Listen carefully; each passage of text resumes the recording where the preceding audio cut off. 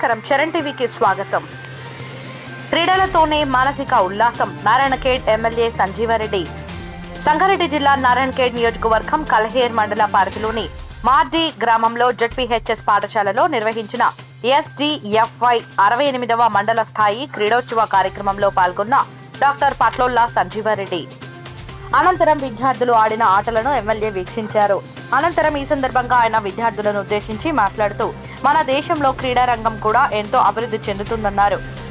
విద్యతో పాటు క్రీడా కార్యక్రమాలలో కూడా పాల్గొనాలి. అలాగే ప్రతిరోజు విద్యార్థులకు ఒక పీరియడ్ సమయం కూడా క్రీడల కోసం కేటాయించాలి అని ఆదేశించారు.